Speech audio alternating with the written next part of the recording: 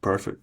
Well, if you don't mind, we'll just dive in then. We'll just get into as much as we can in that time period, and then we'll kind of see where it takes us. But I think, like Hunter said, the first question is kind of a background question, but also just kind of a inception of the deceleration topic that we want to dive into, and it's really just how did it start? What did the fascination come from, or where did it start? And if you could just touch on that a little bit before we dive into the true kind of meat and potatoes of what we wanted to ask you today. Yeah, so for those obviously who don't know my background, I spent 7 years on a PhD program at the University of Lancashire.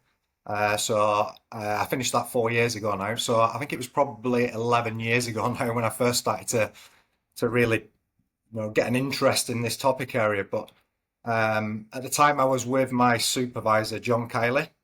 Quite a lot of people know John's work, around periodization and human movement. And me and John were just chatting about potential topic areas that we would be of um, would be of interest to me, but also be impactful for the applied sports science community. So we discussed a lot of different topic areas. Functional movement screening was kind of like a sexy thing at the time, but as we came across this paper by Mark Kovacs, um, written on tennis, and the title of the paper was Deceleration, the Forgotten Factor of Tennis Specific Training. And it was that paper, I think, which really sparked our interest and kind of like, wow, there's very little work in this area. This is written in tennis, highlighting the gap in tennis, but it's also prominent in many other sports. Football, soccer for me was one which I had a lot of background in as a young academic and practitioner, and it was kind of like there's a big gap. This has been overlooked hugely in multi-directional speed sports. And at the time, we said yes. This is we've got to look at this. We've got to look at this topic. There is no formal means of assessment. Uh, all the recommendations were pretty much anecdotal from high-level practitioners like Mark Kovacs with the tennis. Um, there was no evidence-based guidelines for how we go about training deceleration and how we go about profiling it.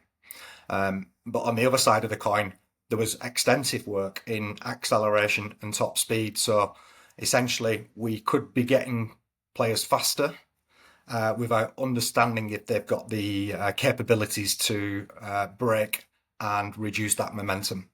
And I think that was like, okay, we need to formulate a plan around this. And that was probably the first year then, just spent looking into this topic area.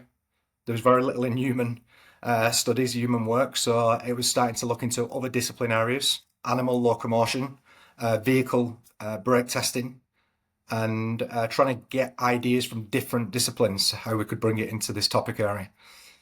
So that's hopefully giving you just a bit of a background and the many years that I've obviously spent now looking into this. And still a fascinating topic area. There's still lots and lots we don't know. It's interesting because I feel like if you were to assess the interest of this topic across the field, it's probably been a become a hot topic over the last, I don't know, year and a half, 2 years, 3 years, maybe. But to think that it's been, I don't know, 11 for you, there's a lot of iceberg under that tip that a lot of people are just getting to now. One quick rabbit hole, same question, but you've talked and done a lot of work with like a 10-5 hop test. Where did that fit into kind of like this uh, progression, learning? Like, is this recent or has that been along the way as well? No, that's been a long way as well. So it does perhaps underpin my philosophies and interests. It's always been driven around movement efficiency, particularly in multi-directional speed sports. And the 10-5 hop test came about before I started my PhD. And that test was formulated to try and develop a reactive strength measure in Super League rugby league players here in the UK. So at the time we was conducting a some applied work with rugby league players, and we were really interested in what speed qualities are important for those athletes. So the 10.5 repeated jump test was one which perhaps came 2 years before I started my PhD journey, but one which really underpins like how we manage impact, collisions with the ground, and how we can capitalize on like stretch shortening cycle to maximize like human movement really. And that's where my interest came, that real interest in that rebound and being able to manage eccentric forces. I don't know if this will open up a whole different door of conversation, but one of the things that you said within your initial answer was the things that we still don't know regarding deceleration. There's quite a bit of it. Can you just talk about briefly what are some of the things that you're starting to pivot into in terms of the deceleration avenues that we still have outstanding question marks on? Yeah. So I think, a lot of the work that I've done, and obviously it's the starting point, was around looking at what qualities may underpin deceleration. So looking at correlations with strength, neuromuscular strength qualities, and how they would correlate with improved deceleration capabilities. Beyond that, and that's an important starting point from a research perspective, and in terms of informing potential training prescriptions. But one area where there is certainly a gap at the minute is longitudinal training studies, and how certain training methodologies, like we've highlighted in the Breaking Performance Framework, may have a transfer to deceleration capabilities. So looking at, for example, if maximal eccentric strength of the quadriceps, for example, which is one quality which has been highlighted with the correlation studies, if you improve that quality, will that then transfer to improved deceleration capabilities? So there's a number of different training studies, I think, which are needed to be able to understand, do some of these correlations actually transfer to improve deceleration, and in different athletes, different standards of athletes, there's going to be obviously different levels of transfer, I suppose, with different different underpinning qualities. And so that's one key area. Similar to like acceleration and top speed, we know if you develop hamstring strength, eccentric hamstring strength, that could underpin faster sprinting capabilities. And so that them kind of studies I think are important for deceleration as well. And we're literally only there's probably a handful of studies, maybe even less than that. I think there's probably 3 or 4 which have actually done these interventions. And a lot of them, to be honest, at the minute are quite, they're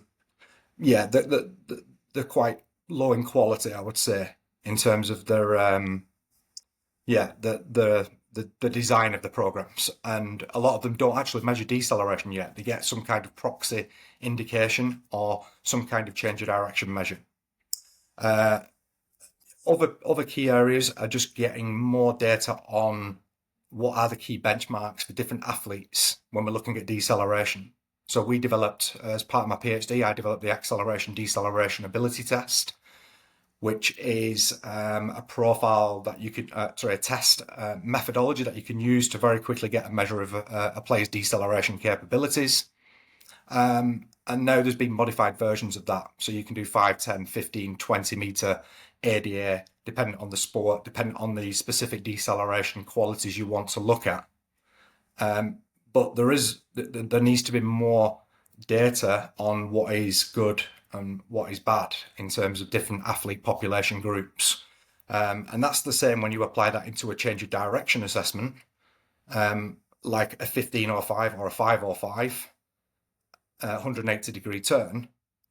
Well, we've had loads and loads of data on change of direction performance times for those tests, but we're only just starting to look at phase-specific information in those test profiles. So that's some of the work that we've been starting to look at, looking at phase-specific information, exactly like we do with counter-movement jump test profiling.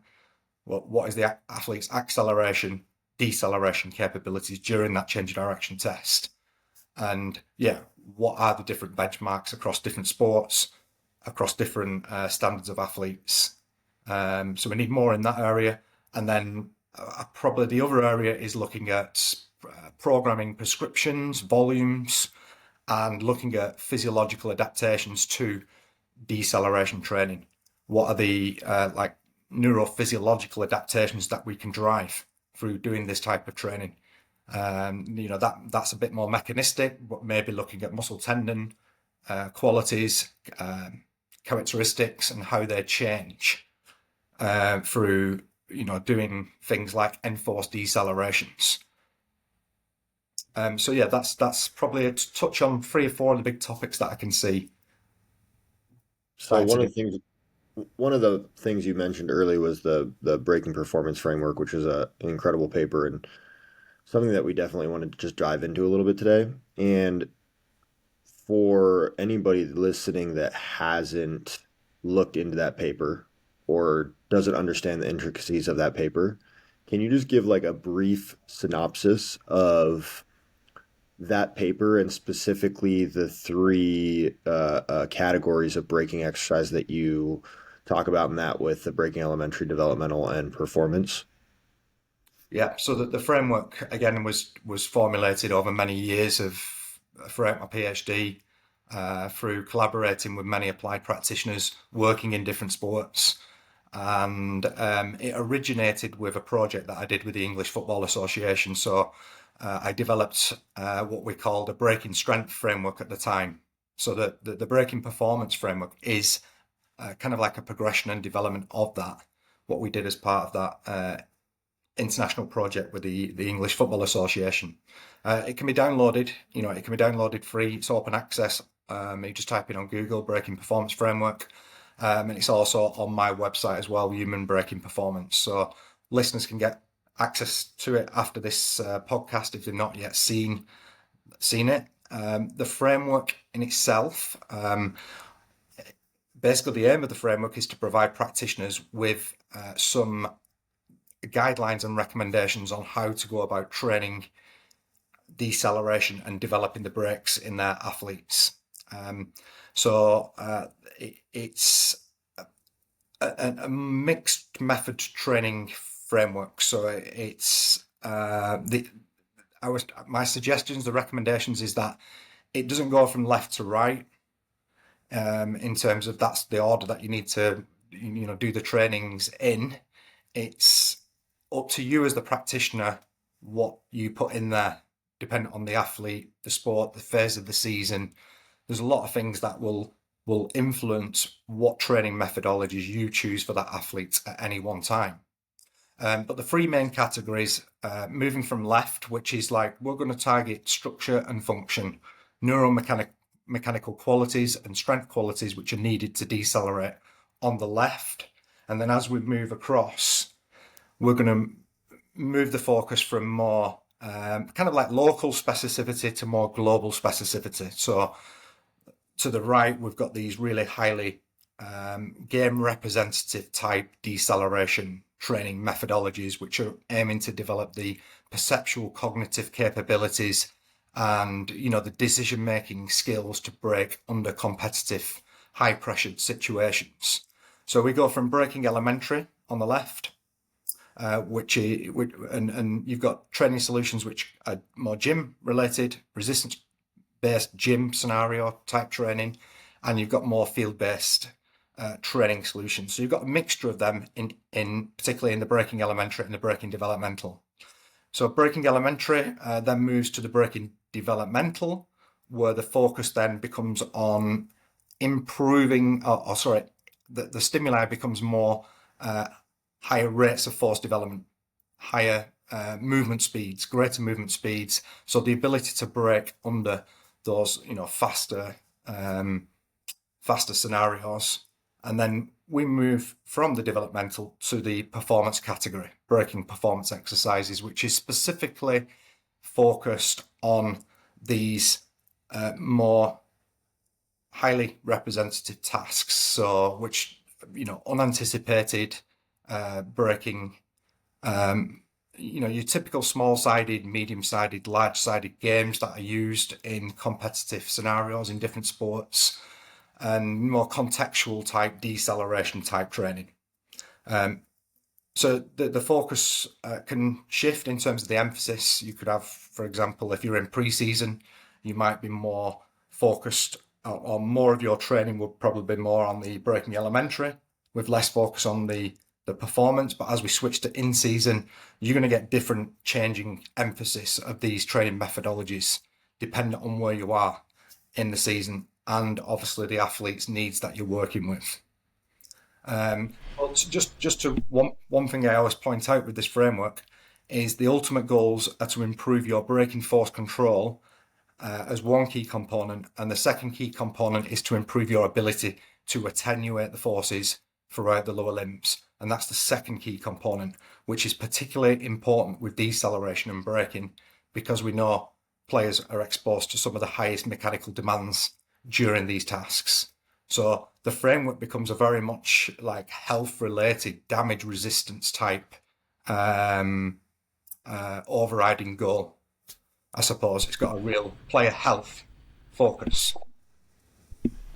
Can you talk? So I've seen you give a kind of presentation, I think, and it was when you talked about ACL incidents of injury in soccer, and I forget what the actual number is, but some very, very high percentage of ACL injury happens, and there was some what you described as neurocognitive failure a very short time before injury happened, and as oftentimes going into this braking action.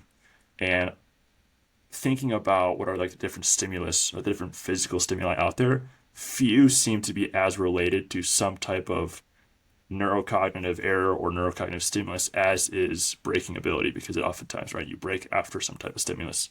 And so you talk about unanticipated H-deck, things like this, but also just thinking about sport in general. Oftentimes your sport in general is unanticipated. So can you talk about the blend of using actual drilling of unanticipated H-deck versus the stimulus of just getting it via sport, and just the general interaction of this kind of neurocognitive error and braking ability? Yeah, it's a really, really interesting, obviously important area of work, and obviously it's got profound implications for the athlete as well. Financial, career implications with the ACL injury risks. The work in football, soccer, in the UK, but not just the UK actually, but there's been a number of studies now in European countries looking at the top leagues in some of these countries, and the ACL incidence is generally connected to defensive pressing. This has been highlighted as like a real high risk type maneuver for ACL injury.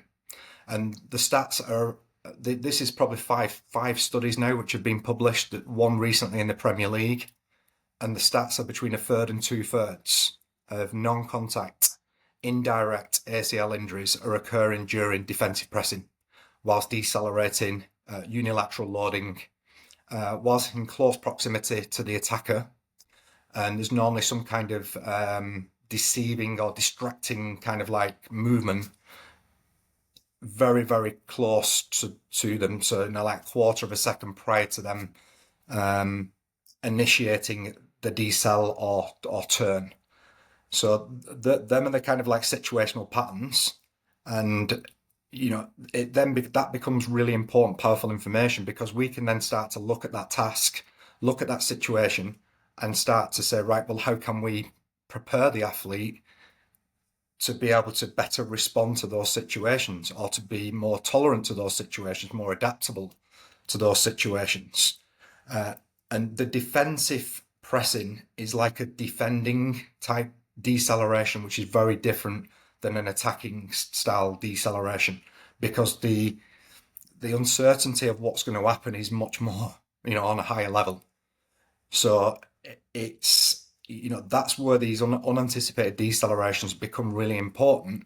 And this neurocognitive error connected to that is what takes away their situational awareness, because and then that can then disrupt motor control. It can disrupt the timing of force, the magnitude, and that ultimately then leads to these braking probably occurring later, and under, you know, undesired body positions, where we're seeing compensatory movement actions, knee valgus, foot rotation, trunk, lack of trunk control. We're seeing all these different, compensatory movements on top of them braking and with a very high intensity. And so that's then leads to the rupture of the ACL. And so I think it is for me, and we're still yet to test this hypothesis, but players who have got greater deceleration and braking capabilities, I believe, would be able to be more adaptable to these situations.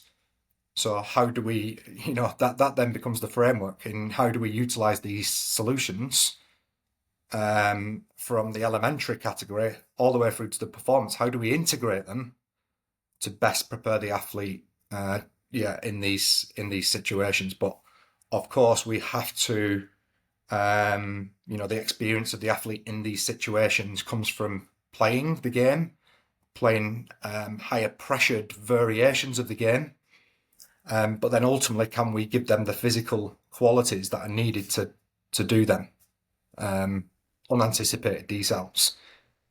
But I Well, do believe that physical capacity and the qualities that underpin deceleration, the action capabilities are ultimately critical in terms of then leading to their perceptual and their what they can and can't do on the field of play. so when I was going through writing my program for this summer, um, one of the things that I referenced often was the breaking performance framework. And when I was thinking about writing the program and how I wanted to implement it, breaking elementary, breaking performance, ton of application. When I began thinking about breaking performance, I just began to question in the sport of basketball specifically, they're playing the sport. Like in American football, you can't necessarily play the exact sport because you're not going to be contacting as much, whatever it may be. But basketball players can play basketball, the actual sport, 2 hours a day, just like the gameplay. When it comes to this breaking performance portion of the framework, do you feel as though in a sport like basketball where the play density is high, there needs to be less focus on the breaking performance section because they are getting enough of a stimulus in that area from their sport? Or do you think that there still needs to be constraints and higher densities or whatever from the performance perspective? Yeah, so I mean that's a really tough question, but a really important question in it in terms of the exposure to these. Are they getting enough during their gameplay, their own matches? And I think this comes down to good coaching as well. From a point of view of you know I'm going back to soccer, but basketball will have the same. In terms of constraining the court size, constraining the number of players. To increase the frequency of D cells over what they're getting in match play, to increase the magnitude of D cells over and above what they're getting in match play. So for me, it comes down to good quality coaching in terms of can we change the constraints of the task to try and enforce something that we perhaps want to, a quality that we want to get players to do more of, more turning, more decelerating from the left, more decelerating from the right, more higher speed deceleration. So in soccer, if you're exposing players to lots and lots of small-sided games with small spaces, they're not necessarily going to get the exposure to the high-speed decelerations and change of directions which they would need to get from the large-sided games. So it's being clever about that programming of the game, the small-sided game type scenarios, to try and enforce what it is that you particularly want to stress in that player. So just to point on that, the slow speed and the high speed decelerations, particularly in soccer, where we would get quite a big variation, players may need to perform low speed, they may need to perform high speed, and some positional roles may have more low speed than high speed decels. So it's really important that also you're monitoring the frequency and the type of decels, and then players can be good at one but not good at the other. So if you're prescribing, the players doing lots and lots of low speed, and their exposure to high speed decels has not been or much during the training week, then that's perhaps something that needs to be supplemented into the training. Greater high speed decels and change of directions compared to the low speeds, and the very different qualities, the very different biomechanical and physiological demands. So basketball, much more lower speed decels, lower center of mass positions, longer ground contact times potentially than what you see in some of these high speed decels when players are decelerating from greater than 80% of the max velocity, for example. So yeah, I think good coaching and good manipulating of the constraints could be enough, could be enough, and then just supplement it with some of the breaking elementary and performance aspects. So the thing you just mentioned is fairly novel to me in terms of low speed versus high speed decels. And you began to explain some of it just there at the tail end of your answer. But in terms of those two concepts, you began to break it down a little bit. Can you dive into that a little bit? Because I guess this is new to me, and the fact that you mentioned that basketball is more low speed. Is it purely just talking about the speed in which you enter into a decel task? Or is there more to it there from maybe potentially like a kinematic perspective as well? Yeah, there's a bit of both here. So this is some growing work, interest in some of the research that we've been doing around this area, looking at if you profile a player, for example, in a modified 505, which is a 5 meter sprint, and then return and come back 5 meters. So you've got 5 meter in and out, compared to a traditional 505 where a player sprints 15 meters and then comes back.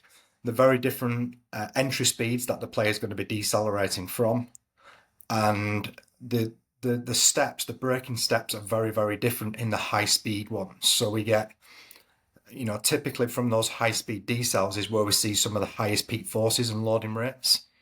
And that could be up to 6 times body mass in some of those steps, in those early steps, before they then reduce their momentum and get like double limb support, great stability, and they're able to apply the brakes over longer ground contact times. The high speed decels and the early braking steps, it's like, how quickly can you get the brakes on from transitioning from high speed? And those steps are very, very demanding. So it's understanding the biomechanical and physiological differences between those steps, because they are very different. And I liken it, the example I give to people when I'm talking about this, it's like acceleration. We have early acceleration, mid and late acceleration phases. And those all have been shown to have different biomechanical and physiological demands and qualities that underpin them. So your max strength capability is much more important in them early acceleration, first, second step of accelerating. And this is similar to what we're seeing with decel. When you brake, from high speeds, the first couple of steps have very short ground contact times, and I liken them to drop jump, basically. It's like doing a drop jump. Those first couple of steps, similar kind of forces, very short ground contact times. You've got some kind of like pre-impact activation capabilities that are needed. You've got to pre-tense before you hit the ground. All very similar to like some of these drop jump qualities. Whereas when you're decelerating from slow speed, you've got greater joint ranges of motion, longer ground contact times to apply the brakes. So probably more related to like your counter movement jump, your depth jump style kind of qualities. So yeah, understanding the difference between the two, and then putting in different training methodologies to target the two as well. Is there a general cutoff point where you go, okay, 505 to, let's say, like a traditional 5 or like a 1505, like you're going to have a higher entry velocity from 15 yards. 20 yards, maybe you'll have even higher. But at some point, like you're going to stop having a higher entry velocity because you just can't slow down from that. Similar to like if I do a depth drop from 20 inches, 40 inches, like I can't keep getting a higher ground reaction force. Like my body will have a governor. Is there a point in time where there's a general, or is it very individualized as to when that cutoff point is? Yeah, And yeah, let me just start with that one first, and then we can kind yeah, of go from there. yeah. The cutoff we've been using is, and this is very at the minute, it's more perhaps anecdotal. It has been 80% of the peak velocity I've kind of like used, uh, but some of the work we've done has really started to show some interesting trends in this. That so we published a study. I know Darcy Norman's been on with yourselves before. We published a study recently with Darcy with the American international football players, and what was really interesting was their slow speed decels, which we measured kind of like we used as a 10 meter in and out change of direction, and then we compared it to a 20 and 30 meter change of direction, which was like the highest speed. And what we found was that there was a very small association between the 10 meter and the 20 and 30 meter change of directions. So those players who were good at the 10 meter slow speed didn't necessarily have good 20 and 30 meter decel capabilities. However, when we looked at the association between 20 meter and 30 meters, that was a large correlation. So it kind of like underpinned my perspectives on this is that 20 and 30, we were testing very similar qualities, high speed. And as you said, Mike, probably, that increase in velocity is not going to be of much more significance between 20 and 30 meter. But that difference between 10 and 20 is, I can't remember what the percentage increase was, but it was a pretty big increase in velocity. Um, so yeah, that's where that has come from, and we have seen another study now which has reported similar kind of findings that you can be above average in slow speed compared to the rest of the squad, but below average in high speed and vice versa. So that's So full comprehensive profile, you probably need to do both. well, that was going to be my question right there is like in your assessment battery, do you think that you should include both and then potentially you could individualize prescription based on slow speed, high speed with your athletes? Potentially, yeah, yeah, and we showed that with the Darcy Norman paper that when you put them in, when you just calculate their Z scores, which is how many standard deviations they are above or below the rest of the squad in that quality, you can very quickly see a profile. And when you show that across their 10, 20, and 30 meters, it showed up really clearly that one player can be, clearly above on that test or those two tests, but below on the other one. So you could quite easily, quickly see groups of players.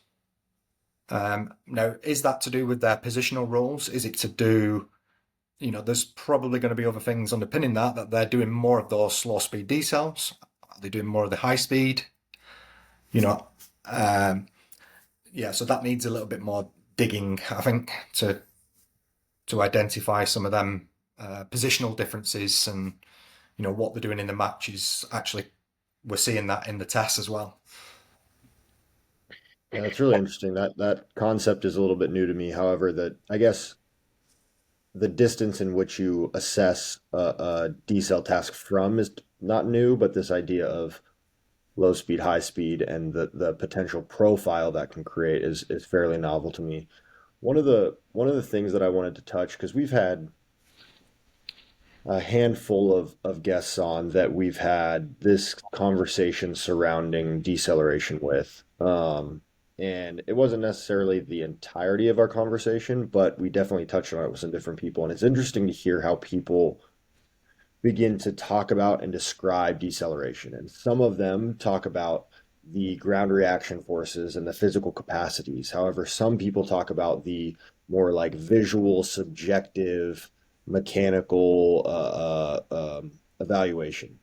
Now, I'm assuming that you believe both are probably important, but I'm interested to hear your thought on the distribution of how you think about potentially developing deceleration qualities and where we should potentially spend a little bit more time with our athletes. Is it focusing on the development of the physical capacities, or is it getting athletes into better positions from a biomechanical perspective to then show those qualities that they may or may not have? Yeah, so I think one thing I just want to say here first is that we often, when we refer to strength training in general, we often think the gym is the place where we have to go to develop that. And I think we perhaps get a little bit, there's a bit of misconception there at times, I think, because for me, like deceleration training is a fast eccentric strength training methodology. And that type of training, and I'm pretty certain if we had the measures alongside that, in terms of some of these, maximum force maximum strength capabilities, we would see changes in them by just doing some of this enforced deceleration work. Because as I've just said, the forces are extremely high. 6 times body mass. We see with some of the resultant forces across the vertical and horizontal directions. Very high muscle activation. Some studies report EMG magnitudes way in excess of what we see in isometric maximal voluntary contractions. And some of the forces we've shown in one of our recent paper that, the forces are huge at the muscular level as well.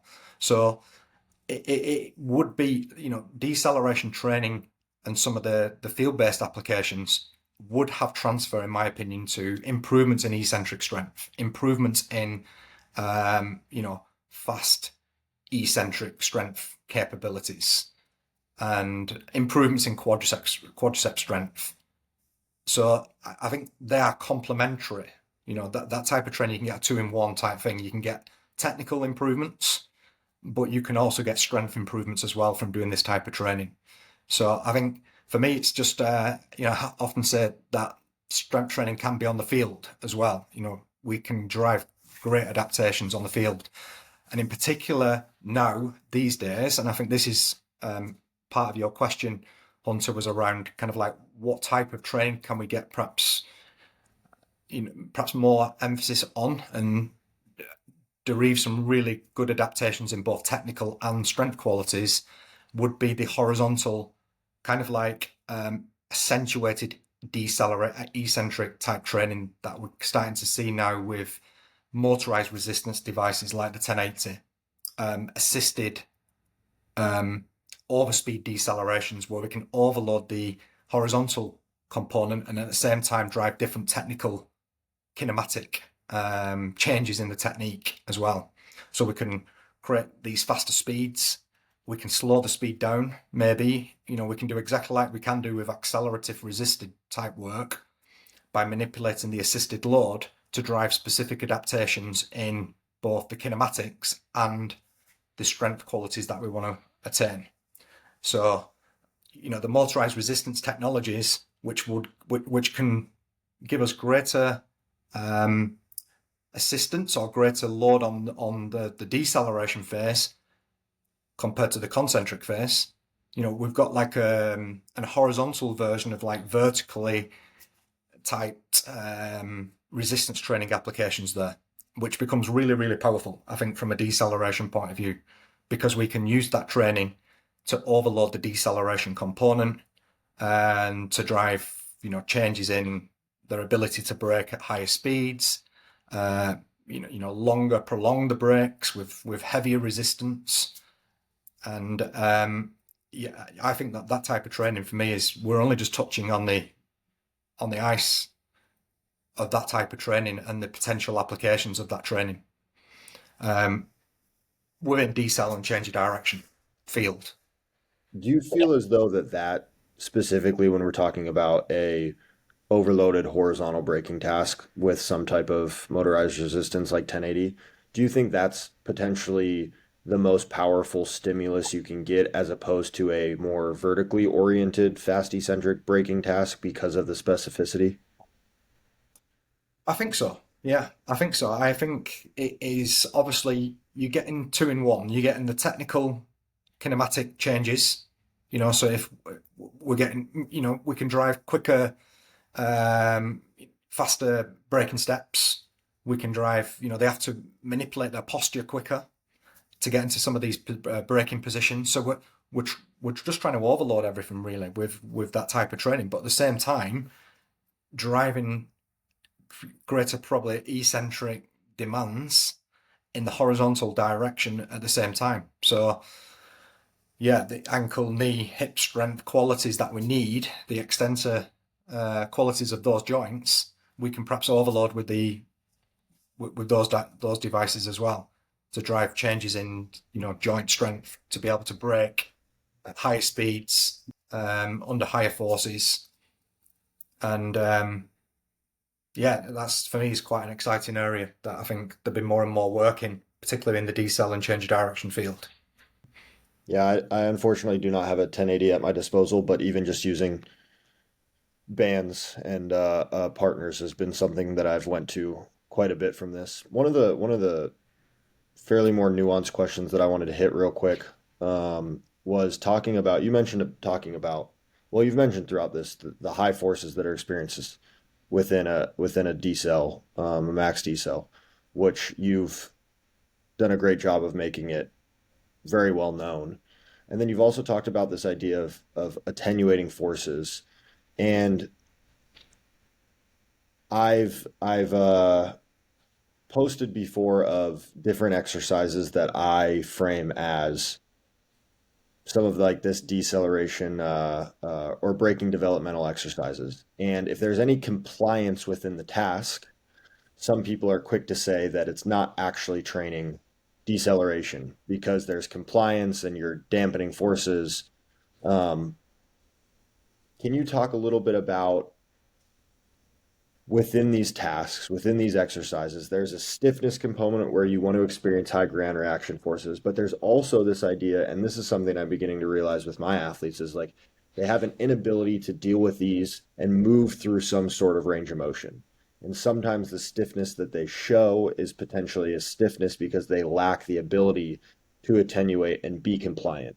Is there space for both when we're talking about developing a better decelerator? Like, yes, you want to perform exercises with stiffness and hit the ground hard, but is there also a component of being able to move through a deeper range of motion and be able to attenuate these forces that we should include in our training, or should it just be stiffness, punch the ground, no compliance? I always stay down the grey zone, Hunter. So I think there's no black or white. I don't think. I think you need both of those qualities. I think particularly for deceleration, if we look at some of the different braking steps, we look at the variability in the tasks that these athletes are performing. It brings such a high variability to braking under many different tasks and different body positions, and I believe compliance is just one of those components that someone should have the ability to do. So yes, of course, stiffness is really, really important. Stiffness is, vital, particularly as we get to the final foot contact and there's that punch and we want to reaccelerate. But the steps which come before that, and that's where I don't think people fully appreciate that braking is a multi-step movement skill and that every step has, different qualities that underpin it. But I think, yeah, stiffness is a general characteristic that you need to put the brakes on, but then you may need that compliance at times to dampen the forces throughout throughout the lower limbs. So that it's going to change depending on the task. We've shown some really interesting work where the hip forces become huge in some of the high speed decels, much more so than the knee and the ankle. The hip becomes a huge kind of like in high speed early decel because obviously they're putting the brakes on and there's the trunk, which they've got to reduce the stop the momentum of the trunk going forward as well. And if they haven't got that capability to do that, obviously the hip extensors are going to be subjected to some huge demands. Whereas if we change the task and look at, we look at them just doing a more slower speed decel and getting into a low body position, that's probably going to put more demands on the quads. So it really depends on the task, and how you change the task is going to change the demands on the different joints. And again, that's a really interesting area of work, of how you can just manipulate the task to put more eccentric demands on different joints, more force demands on different joints when we're braking. One of the basketball specific ones is just a 2-step accelerate to slam on the brakes in an unanticipated kind of like scenario.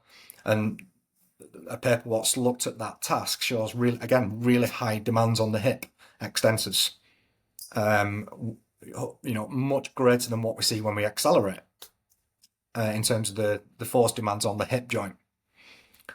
So yeah, but both is a key component. It would come under the eccentric landing control component in the braking performance framework. Just landing with compliant, soft, quiet landing, whatever you want to describe that as, from whatever height, or overloading that task with additional resistance.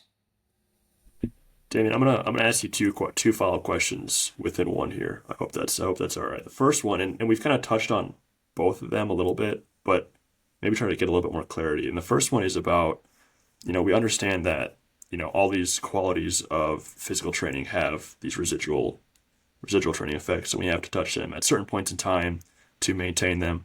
And then also with deceleration though is we've talked a little bit about kind of the directional dependence that maybe the vertical deceleration to the horizontal deceleration or vice versa have to each other. So can you touch on both of those? What do you see as the residual of needing to train, the frequency of training deceleration, high intensity deceleration, and then also maybe the clarity behind, what truly transfers from one direction of decel to another direction of decel? Yeah, it's a very hard one to answer in terms of the residual, because there's very little work on that area in terms of what is the dose required to be able to induce some of these adaptations that we want to see. So from sprinting 7 days has been a typical number that people have put to, if you don't do that activity within this time period, then obviously you're going to lose the qualities needed to do that. So I think for me, deceleration, with it being such a highly demanding, neural cognitively demanding task, I think would have similar residual to sprinting, max velocity sprinting. So I think that 7-day period for me, stands out as and linking it to eccentric strength as well, and some of the stuff what's been done in that area shows that you can very quickly detrain some of these eccentric strength qualities. For example, like we see with Nordics, fascicle length changes. We can see, some studies report within a week of stop training, stop doing that activity, you will see a significant decline in fascicle length, for example, and then within a 2-week period, you could be back down to baseline. So I think for me, because deceleration is highly linked to eccentric kind of like strength training and the adaptations and the detraining that we see with that, I think that 7-day period would probably sound about right for me in terms of linking it with some of the other research in that area. And that's obviously if you're not doing any of that type of activity, which is in most team multi-directional speed sports is it's not going to happen. So I think this is where it becomes really important in terms of monitoring, because deceleration spikes in deceleration load have been shown to be highly sensitive to future injury risk. I think in soccer in the UK, there's a study which reports a 7 times greater risk of injury if the player's not been exposed to decels and all of a sudden they have a high spike compared to the previous 4-week training volume. And then there's studies which show the opposite that if there's too much high volume of decels going on for a prolonged period of time, then likewise they can be a very sensitive to injury risk and some of these overuse injuries that can occur. So it's really important to get that, maintain and ensure that they're monitored accurately and across each individual athlete, because there's a lot of variability in what they're exposed to during gameplay. So when we talk about like the exposure, let's say 7 days,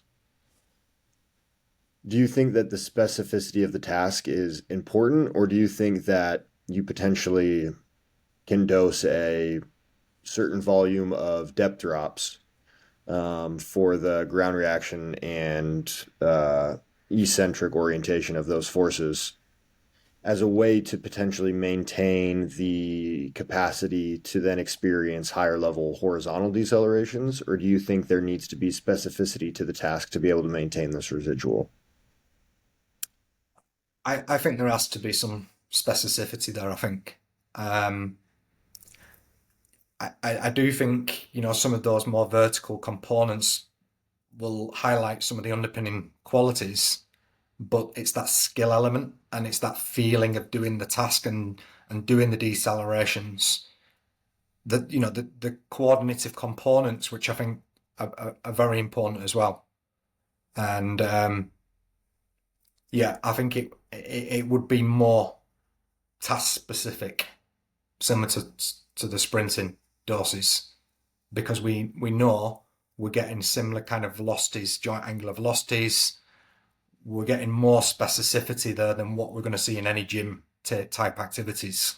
We're talking about knee and ankle. Some of the reports and joint angular velocities, you can be looking at like 480 degrees per second in some of those horizontal deceleration maneuvers.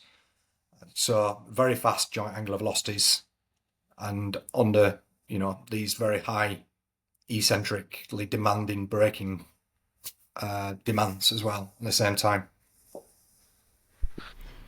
I don't know if there's a good answer to this question, but we know about like how, if I'm doing high speed training, like high speed linear training, there's these long inter rep restorations that have to occur before the next rep.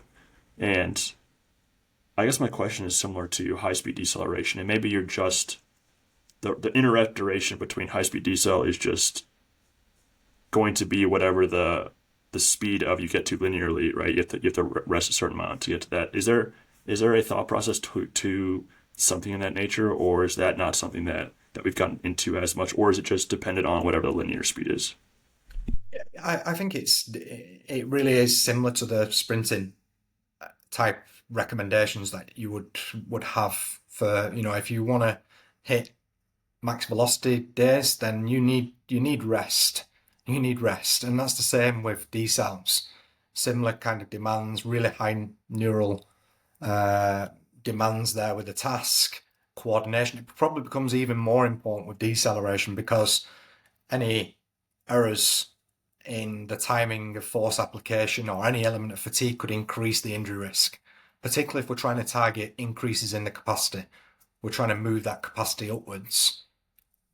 And then it comes to, well, we know in all these multidirectional sports that the capacity is important. If we can increase that, that's going to be huge, because we can get greater change in velocity, greater space separation. But then we also have to consider the endurance element as well.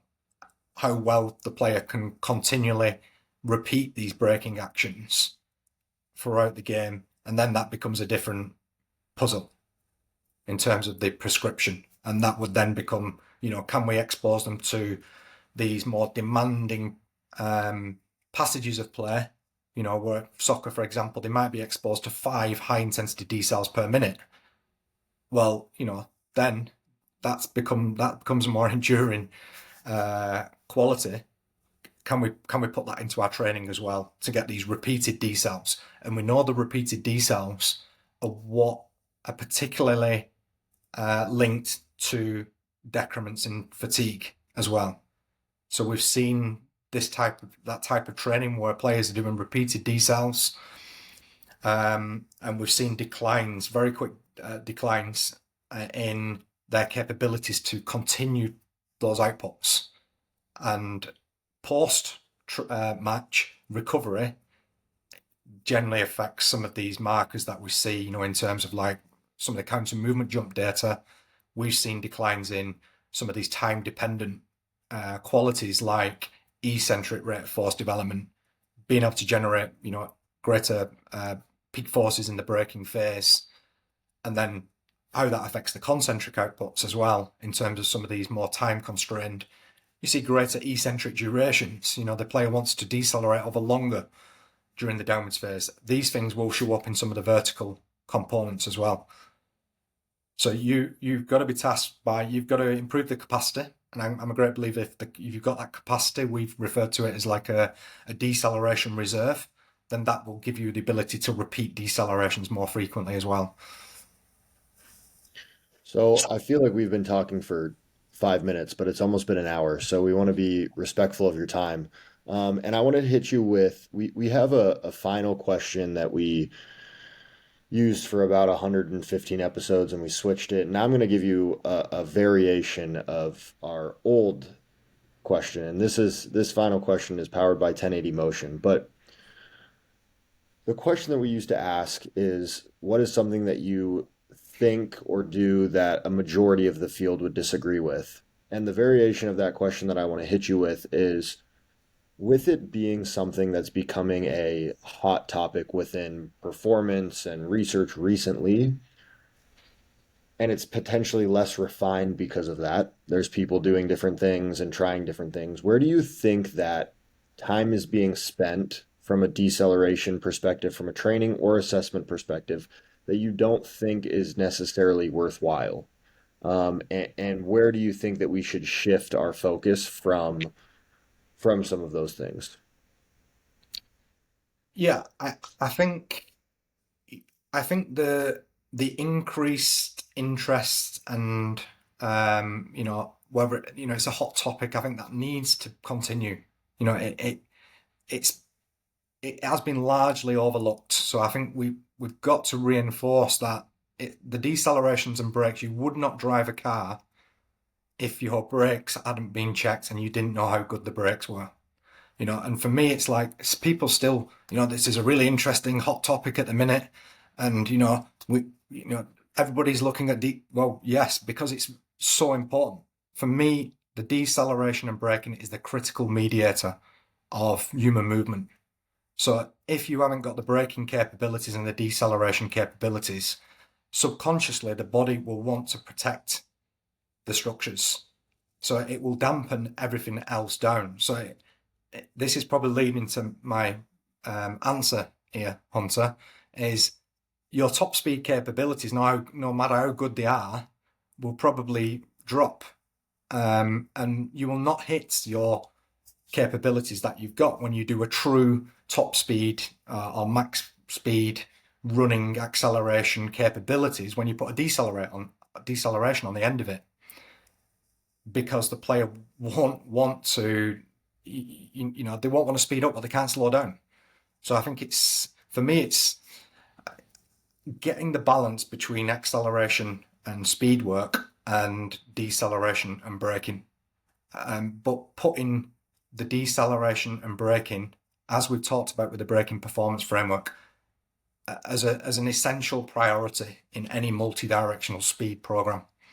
And if you do that, and as we've said with the player, the braking performance framework, it's got player health related implications. So if you've got the brakes, you're servicing the brakes, you're making sure that the brakes are capable of the speeds, what the player's capable of getting to, you're capable of reducing those speeds, then that's going to have huge implications for performance for that player. And it's also going to have huge implications for the health of that player as well, by reducing potential injury risk and fatigue that can obviously increase injury as well.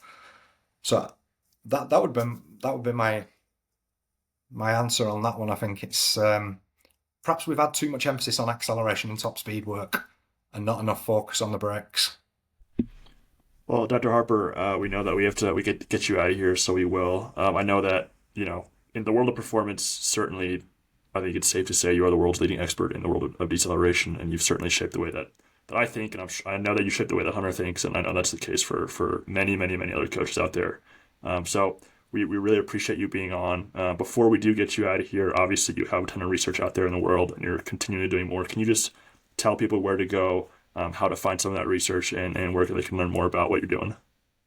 Yeah. No, thanks, Mike. Thanks, Hunter. It's the first podcast I've been on for a long while, and what you've been doing is excellent.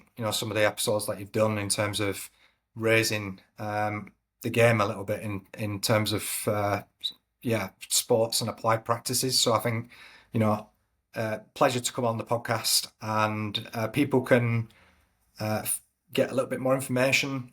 I'm on social media. I'm on Twitter. I'm on LinkedIn. I'm on Instagram. Them are the main three social media channels. And then obviously my website, Human Breaking Performance. I try to put everything on there, research wise, but also podcasts, everything that I do in terms of media. I try to keep update on there as well. So yeah, thanks again. And happy to follow up with any questions if anybody does get any. Awesome. Well, thank you. I said a second ago, it seems like it's been 5 minutes, been over an hour, and I've been waiting for this conversation and episode for quite a while, as Mike can attest to. So thank you for your time and sharing all this stuff with us. It's been awesome. No, cheers. And when